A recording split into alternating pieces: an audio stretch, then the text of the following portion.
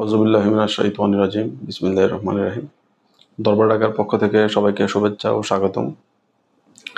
আজকে আমরা দরবার ঢাকার পক্ষ থেকে আলাপ করব হযরত লালন শাহের, এটা খুব বিখ্যাত একটা গান, যেটা কালামও বলা হয়। মূলত কালামই আসলে, গানের সাথে কালামের অনেক পার্থক্য থাকে।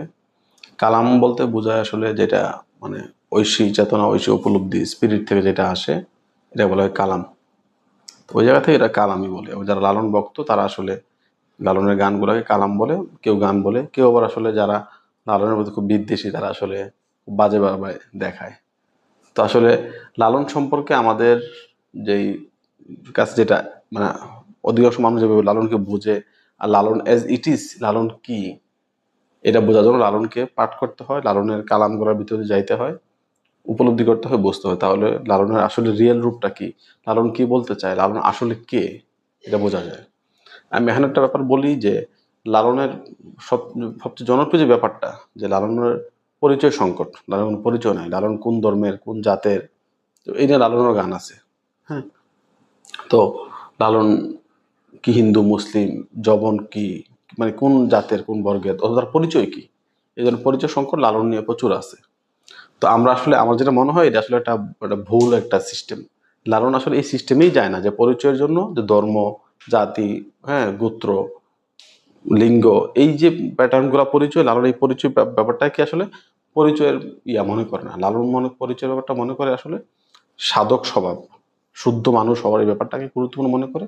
আর লালনের পরিচয় কে বলে, লালনের পরিচয় নেই, লালনের পরিচয় হলো তার কালামের মধ্যে খুব স্পষ্টভাবে লালন তার পরিচয় দিয়ে দিছে, খুবই স্পষ্টভাবে। আমরা যখন বলি যে আল্লাহর পরিচয় নেই, কে বলে আল্লাহর পরিচয় নেই? আল্লাহর পরিচয় আসলে আল্লাহর কথা এই কোরআনের মধ্যে, হাদিসের মধ্যে তাদের মধ্যে খুব স্পষ্টভাবেই আছে আসলে। তো লালনের আসলে পরিচয় আছে, খুবই স্পষ্টভাবে আছে। তো আজকে আমরা আসলে এই বিষয়গুলো নিয়ে আলাপ করব। আর সবাইকে অনুরোধ করব, লালন সম্পর্কে আপনাদের কাছে যেভাবে অন্যরা বলে তা না শুনে লালন আসলে কি বলে এটা শুনবেন। এটা শুধু লালনের ক্ষেত্রে না, যে কোনো ব্যক্তির ক্ষেত্রে, যে কোনো বিষয়ের ক্ষেত্রে, যে কোনো ঘটনার ক্ষেত্রে অন্যের বর্ণনা না শুনে সরাসরি নিজে ওই ঘটনাটাকে উপলব্ধি করবেন, অবজার্ভ করবেন, পড়বেন। এটা হচ্ছে গুরুত্বপূর্ণ। এছাড়া অন্যদের মাধ্যমে পজিটিভ শোনা কিংবা নেগেটিভ শোনা দুইটাই আসলে ফেক নিউজ। অন্যের রেফারেন্সে শোনা, বরাতে শোনা, সরাসরি নিজে এই ঘটনার সাথে কানেক্ট হওয়া। তো আজকে আমরা আসলে লালনের সম্পর্কে আমাদের সমাজের প্রচলিত যদি ভুল ধারণা আছে সেটাকে আমরা ভাঙার চেষ্টা করব। আমাদের বিভিন্ন, এটাও আমাদের একটা জার্নির একটা পার্ট। তো আজকে আমরা যে গানটা নিয়ে, কালামটা নিয়ে আলাপ করবো সেটা হচ্ছে চাতক স্বভাব। এই গানটা আপনারা প্রায়ই শোনেন, যেমন অমৃত মেঘেরও বাড়ি, মুখের কথাই কি মেলে, চাতক স্বভাব না হলে। এই গানটার মধ্যে লালন সবচেয়ে গুরুত্বপূর্ণ ব্যাপার দেখা যায়, চাতক স্বভাব একটা টার্ম ইউজ করে। আর এটাকে মিলায় সে সাধকের সাথে। সাধক মানে হচ্ছে যে জীবনের সাধনা করে, চূড়ান্ত সত্যে সাধনা করে, তার আত্মসত্তার পরিপূর্ণ জাগরণের জন্য সে সাধনা করে। এবং এটাকে সে লালন দেখায় যে চাতক পাখির স্বভাবের সাথে। চাতক পাখি একটা আমাদের বাংলা অঞ্চলের একটা খুব খুব গুরুত্বপূর্ণ একটা পাখি, একটা মিথিক্যাল পাখি, গল্পের পাখি। যে পাখিটা বৃষ্টির পানি ছাড়া অন্য কোনো ডোবা, নালা, খাল, বিলে অন্য কোনো জলাশয়ের পানি সে পান করে না, সরাসরি বৃষ্টির পানি পান করবে। এবং এর জন্য সে মৃত্যুবরণ করতেও রাজি। সারাক্ষণ সে বৃষ্টির পানির অপেক্ষায় থাকবে। বৃষ্টি পানি হলেই সে খাবে, আর না হয় বৃষ্টি না হলে সে পানি পান করবে না। এর জন্য সে মৃত্যুবরণ করতেও রাজি, তাও সে অন্য জলাশয়ে পানি পান করবে না। এই যে একাগ্রচিত্তে একটা জিনিসের জন্য অপেক্ষায় বসে থাকা, এটা না হইলে অন্য কোথাও দন্না না দেওয়া, এই যে স্বভাবটাকে লালন বলে আসলে চাতক স্বভাব। এই স্বভাবের সাথে মিল আছে মূলত সাধকের। একজন সাধকও সে যখন চূড়ান্ত সত্যের জার্নিতে যায়, সে সত্য না পাওয়ার আগ পর্যন্ত কখনো কোনো মিথ্যাকে, মিথ্যা চিন্তা, মিথ্যা বিশ্বাস, মিথ্যা সংস্কারকে, অথবা আদৌ সত্য, আদৌ মিথ্যা, আদৌ আলো, আদৌ অন্ধকারকে কখনো সে সত্য বলে নিবে না, যতক্ষণ না তার কাছে এটা চূড়ান্ত সত্য হিসাবে হাজির হয়, যেটা চাতক স্বভাবের মতো। তো এই গানটার মধ্যে এটাই বলে যে অমৃত মেঘেরও বাড়ি, মুখের কথায় কি মেলে, চাতক স্বভাব না হলে। এখানে অমৃত মেঘের বাড়ি ইসলামিক সুফি যে টার্মে, লিটারেচারের ব্যাখ্যা অনুযায়ী আসলে অমৃত মেঘের বাড়ি বলতে বোঝায় বৃষ্টির পানি, যে বৃষ্টির পানিটা মূলত আসলে অহির রূপক, অহির জ্ঞান। আমরা জানি জ্ঞানের মোটামুটি তিনটা লেভেল আছে। একটা লেভেল হচ্ছে আসলে, আমরা যদি এটা আমি আরো একটু বলবো যে জ্ঞানের তিনটা লেভেল। একটা হচ্ছে আমরা সেন্স পারসেপশন, চক্ষু, কর্ণ, নাসিকা, জিহ্বা, ত্বকের এই যে সেন্স পারসেপশনের ভিতরে যে আমরা জগৎ থেকে যে জ্ঞানটা আহরণ করি, এইটা একটা নলেজ, এটা এম্পিরিক্যাল নলেজ। হ্যাঁ, অভিজ্ঞতার ভিতর দিয়ে যায় জ্ঞানটা আমরা আহরণ করি জগৎ থেকে। আর হচ্ছে বুদ্ধিভিত্তিক নলেজ, যে আমরা যখন জগৎ থেকে পঞ্চ ইন্দ্রিয়ের ভিতর দিয়ে যে জ্ঞানটা আহরণ করি, এটাকে আমরা যখন ইন্টেলেক্টের ভিতর দিয়ে প্রসেসিং করি, চিন্তা প্রসেসিং করে একটা আইডিয়া ক্রিয়েট করে। তো এই কাজটা মূলত হলো চিন্তার কাজ, যুক্তি বুদ্ধির ভিতর দিয়ে যেটা তৈরি হয়। তো এইটা হচ্ছে দ্বিতীয় লেভেলের। আর তৃতীয় লেভেলটা হচ্ছে আসলে ইলমে লাদুনি, যেটাকে বলে আরবি ভাষায়, যে এক ঐশী জ্ঞান, যেটাকে লালনের ভাষা বলে দিব্য জ্ঞান। দিব্য জ্ঞান, এলমে লাদুনি, ওহির জ্ঞান একই ব্যাপার। এটা হচ্ছে সরাসরি আল্লাহর কাছ থেকে মানুষের কাছে রিবিল্ড হয়, নাজিল হয়, হাজির হয়। এখন নাজিল হওয়ার ব্যাপারটা কোরআনে আমরা আর একটা ভিডিও করবো, এটা বলবো যে কোরআনে যত জায়গায় নাজিল শব্দটা ব্যবহার করা, মানে ধর্মগ্রন্থ নাজিলের ক্ষেত্রে, মানে কোরআন নাজিলের ক্ষেত্রে, কোনো কিতাব নাজিলের ক্ষেত্রে যখন নাজিল, নজুল, নাজ্জাল শব্দটা ব্যবহার করে, ঠিক একইভাবে একই শব্দটা ব্যবহার করে বৃষ্টির ক্ষেত্রে, যারা বৃষ্টি নাজিল করেন আসমান থেকে জমিনের মধ্যে। তো এই জায়গার ক্ষেত্রে আসলে বৃষ্টিটা আমাদের এই বাংলা অঞ্চলের সুফি ভাবধারায়, বাংলা অঞ্চলের বাউল ফকিরি ভাবধারায় আসলে বৃষ্টি হচ্ছে আসলে ওহির রূপক। যে ওহিটা একটা মানবাত্মার মধ্যে নাজিল হয়, বৃষ্টি যেভাবে পতিত হয় মাটির মধ্যে, মাটিতে জমিনে বৃষ্টিটা পতিত হওয়ার পর মাটিটা উর্বর হয় এবং এর ভিতর দিয়ে জমিনটা উর্বর হয়ে ওঠে, বৃক্ষ লতা পাতা শাক সবজি ফলমূলে জমিন ভরপুর হয়ে যায়, সুন্দর হয়ে ওঠে, সবুজ এর একটা সমারোহ ঘটে। তো মানুষের মধ্যেও যখন আসলে ঐশী জ্ঞানটা আসে বৃষ্টির পানির মতো করে, তখন মানুষের মনটা আসলে শুষ্ক অবস্থা থেকে একটা বিশুদ্ধ সবুজের জাগরণ করে, সে বিশুদ্ধ মানব সত্তায় সে পৌঁছায়। তো লালন এই জ্ঞানের যে প্রথম যে দুইটা স্তর বললাম, যে প্রথম দুইটা স্তর কি, একটা হচ্ছে সেন্স পারসেপশনের স্তর, এম্পিরিক্যাল নলেজ যেটা, তৃতীয়টা হচ্ছে আসলে ইন্টেলেক্ট, বুদ্ধিমত্তার যে স্তর। লালন এই দুইটা স্তরের ব্যাপারটাকেই রূপক আকারে বলতেছে ডুবা নালার পানি, খাল বিলের পানি, এগুলোর প্রতি একজন সাধকের মোহ থাকবে না। একজন সাধকের মূল মোহ থাকবে আসলে দিব্য জ্ঞান, ইলমে লাদুনি, ওহির জ্ঞান, ওই জ্ঞানের প্রতি তার মোহ থাকবে।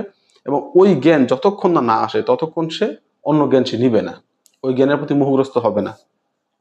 যেটা আমরা দেখি যে ইসলামে কোরআনে বর্ণিত, ইসলামের প্রচলিত যে যত নবীগুলোর কাহিনী আমরা শুনি, প্রত্যেক নবী রাসূলই আসলে এই যে জ্ঞানের স্তরগুলো পার হয়ে সে চূড়ান্ত এবং বিশুদ্ধ জ্ঞানের জন্য সে সাধনা করে।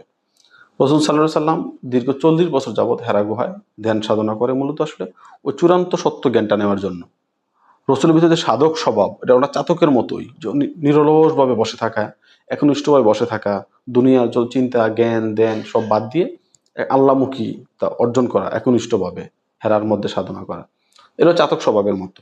তো লালন আসলে ওই যে নবীদের যে সাধনা সত্য পাওয়া, এইটাকে বলতে চাতক স্বভাব, এবং এটার মধ্যে আসলে সাধকের স্বভাব। এবং সে বসে থাকে কেন? ওহির জন্য, যেটাকে সে দেখার উপকারে অমৃত মেঘেরও বাড়ি। তো লালন বলতেছে যে অমৃত মেঘেরও বাড়ি, মুখের কথায় কি মেলে, চাতক স্বভাব না হলে। যে এইটা আসলে মুখের কথায় আসলে দিব্যজ্ঞান আসবে না, কারোর সাথে কথাবার্তা বলে বলে, প্রচুর বই কিতাবাদি পরে পরে, বিভিন্ন বড় বড় প্রতিষ্ঠানে পরে পরে এই জ্ঞান আসবে না। এটা আসলে বিশুদ্ধ সাধনার ভিতর দিয়ে আসবে। কখনোই বড় শিক্ষক লাভ হবে না, বড় প্রতিষ্ঠান আমাকে শিখাবে না, বড় কিতাবও লাভ হবে না, বিশাল বড় বড় সব ঐশী কিতাব থাকলেও আমার কাছে কোনো ফায়দা হবে না যতক্ষণ আমি সাধনার ভিতর দিয়ে যাই। লালন এটা বলতেছে এটা মুখের কথায় মিলবে না। আসলে মুখের কথা, আমি কথা বলতেছি, এই যে আমি কথা বলতেছি, এইগুলো আসলে কোনো জ্ঞানের বিষয় না, আসলে এগুলো বাকওয়াস। যতক্ষণ না কোনো ব্যক্তি আত্মসাধনার ভিতর দিয়ে যায় ততক্ষণ তার মধ্যে মিলবে না। তো এই অমৃত মেঘের বাড়ি অথবা ওহির জ্ঞান, দিব্য জ্ঞান, ইলমে লাদুনি মুখের কথায় মিলে না যতক্ষণ না চাতক স্বভাব হয়। পরে বলতেছে মেঘে কত দেয় গো ফাঁকি, তবু চাতক মেঘের বুকি। এই যে মেঘ, আমরা প্রতি দেখি যে এখন মেঘ হইতেছে, আকাশে বিশাল মেঘ জমছে, কালো হয়ে আসতেছে, কিন্তু বৃষ্টি হয় না। চাতকের জীবনের মধ্যে এমন প্রচুর ইয়া থাকে, সে বসে আছে, হারে আকাশ কি সুন্দর, মেঘ জমছে, এখন বৃষ্টি হবে, পানি পান করবো অনেক বছর পর, কিন্তু বৃষ্টি আর হয় নাই। বাতাসে করছে কি মেঘটাকে অনেক দূরে নিয়ে গেছে, সে আবার হতাশায় থাকে, আবার সে এখন সবে থাকে, আবার মেঘ জমবে, আবার বৃষ্টি হবে। তো এখন সাধকের জন্য আসলে ঠিক এমন হয় যে সে সত্য পাইতেছে পাইতেছে কিন্তু পায় নাই। আমরা যে গত পার্টে আলাপ করলাম বনলতা সেন কবিতায়, ঠিক ওইটার মধ্যে আসলে যে বলতেছেন আমাকে দুদণ্ড শান্তি দিয়েছিল নাটোরের বনলতা সেন, তাই না? এই যে সমুদ্র, চারদিকে জীবনের সমুদ্র সফেন, এই যে একটা সাধক স্বভাব, এবং বনলতা সেন কবিতার মধ্যে কিন্তু আসলে একটা সাধক স্বভাবের আলাপ, এবং এটার মধ্যে স্বভাবের আলাপ। কি বলতেছে, মেঘে কত দেয় গো ফাঁকি, তবুও চাতক মেঘের বকি। মেঘ চূড়ান্ত সত্য আসতেছে না, বুঝতেছি না, উপলব্ধি করতে পারতেছি না, তাও সে বসে আছে ওই জ্ঞানের জন্য। পরে বলতেছে অমনি নিরিখ রাখলে আঁকি তারা সাধকও বলে। যে মেঘ ফাঁকি দিবে, চূড়ান্ত সত্য তুমি বুঝতেছো না, উপলব্ধি করতে পারতেছো না, তারপর তুমি বসে আছো একনিষ্ঠ ভাবে, নিরলস ভাবে। যদি বসে থাকতে পারো তাহলে সেটা হচ্ছে সাধক স্বভাব। পরে বলতেছে, চাতক পাখির এমনি দ্বারা তৃষ্ণায় জীবন যায় গো মারা, অন্য বাড়ি খায় না তারা মেঘের জল বিনে। যেটা বললাম, যে অন্য কোনো পানি খাবে না, বাড়ি খাবে না, অন্য কোনো জ্ঞান নিবে না, কিতাবের জ্ঞান, ঐশী জ্ঞান, এমুক হুজুর বলছে, এমুক মাওলানা বলছে, এমুক বিজ্ঞানী বলছে, হ্যাঁ, এবং প্রতিষ্ঠান থেকে আসছে, আল আজহার থেকে আসছে, দেওবন্দ থেকে আসছে, অক্সফোর্ড থেকে এই নলেজ আসছে, সে কিচ্ছু নেবে না। সে শুধু নেবে একমাত্র দিব্য জ্ঞান। আল্লাহ তাকে জ্ঞানটা দিবে, ওই জ্ঞানটার জন্য সে পাগলের মতো থাকবে, সাধনা করবে, ধরো সে মৃত্যুবরণ করবে, তাও সে অন্য জ্ঞান নিবে না। আমরা এই ক্ষেত্রে যদি উমর খৈমের বিখ্যাত একটা কবিতা আছে, রুবায়াত যেটাকে বলে, এটা সত্যেন্দ্রনাথ ঠাকুরের দত্তের অনুবাদ আছে, যে তবসাতী হয়ে দগ্ধ মরুতে পথ বলে মরি, তোমাকে বলে কি লাভ বলো মসজিদে বসে মন্ত্র সরি। তব সাথী সাথী হয়ে দগ্ধ মরুতে পথ বলে মরি। যে বলতেছে, আল্লাহ আমি তোমার সঙ্গী হইয়া পথ বলে বলে আমি মরুভূমিতে মরতেছি। আমি তোমার, তুমি আমার সঙ্গী, কারণ কেন সঙ্গী? কারণ আমি তো তোমার সাধনায় ঘুরতেছি আসলে, হয়তো তোমারে পাইতেছি না, কিন্তু তুমি তো আমার সঙ্গী, আত্মার সঙ্গী। বলতেছে, তব সাথী হয়ে দগ্ধ মরুতে পথ বলে মরি, তোমাকে বলিয়া কি লাভ বলো মসজিদে বসে মন্ত্র সরি। তোমাকে যদি আমি ভুলে যাই, তোমাকে ভুলে যে আমি সারাক্ষণ মসজিদে বসে মন্ত্র পড়ি, নামাজ পড়ি, রোজা রাখি, সবই করি, তো এটা লাভ কি আসলে, ফায়দা কি? এতে ফায়দা নাই। ফায়দা হচ্ছে যে আমি পথ সঠিক না হোক, কিন্তু আমার অন্তরে আল্লাহ থাকুক, ঈশ্বর থাকুক, এটা গুরুত্বপূর্ণ। কিন্তু অন্তরে আল্লাহ নাই, ঈশ্বর নাই, কিন্তু মুখে মুখে সারাক্ষণ আমার আল্লাহ, ঈশ্বর, ভগবান, হ্যাঁ, কিতাব কিতাব বেদ, বাইবেল, পুরাণ আলাপ চলতেছে, তাহলে এটা কোনো আসলে কাজের ব্যাপার না। তো এটাই বলতেছে যে ইয়ার ব্যাপার, লালন চাতকের স্বভাবটা কেমন। পরে বলতেছে যে মন হয়েছে পবন গতি, উড়ে বেড়ায় দিবারাতি। এই যে বৃষ্টি আসবে আসবে বলতে আসতেছে না, জ্ঞান আসবে আসবে বলে আসতেছে না, কিন্তু মনটা আমার কি হয়েছে, পবন গতি, মানে বাতাসের মতো ইদার উদার যাওয়া আসা করতেছে, অস্থির হয়ে যেতেছে মন। পরে বলতেছে, ফকির লালন বলে গুরুর প্রতি মন রয় না সুহালে।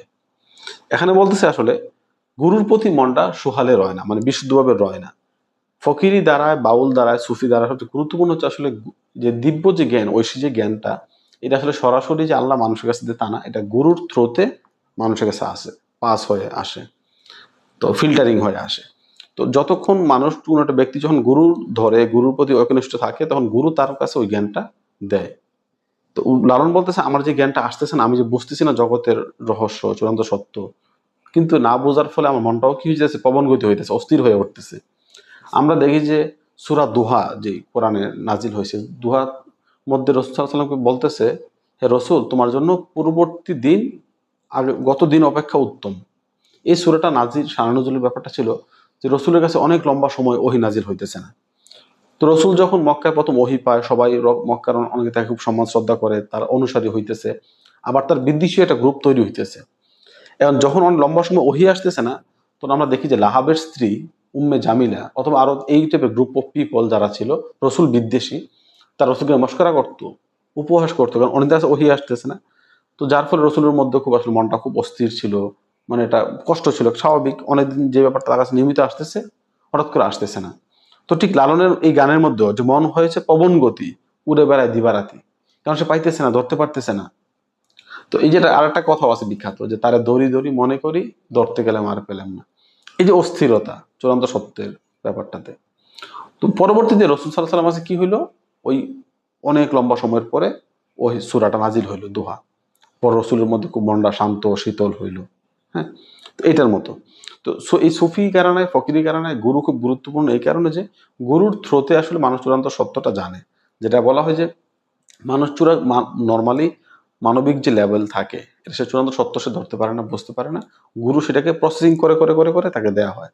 মা একটা শিশু যখন জন্মগ্রহণ করে, সে প্রথমে জন্মগ্রহণ করার সাথে সাথেই দুনিয়ার বিভিন্ন শাক সবজি ফল মূল খাবার খাইতে পারে না। তো মা করে কি, ওই খাবারগুলা খায়, খাওয়ার পর এটাকে দুধে কনভার্ট করে, তারপর সন্তানকে খাওয়ায়। তো এই আধ্যাত্মিক ধারায় গুরুর কাজটা আসলে মূলত চূড়ান্ত সত্যের যে জ্ঞানটাকে দুধে কনভার্ট করে সন্তানকে খাওয়ানোর মতো, মানুষ এভাবে প্রসেসিং করে করে দেয়।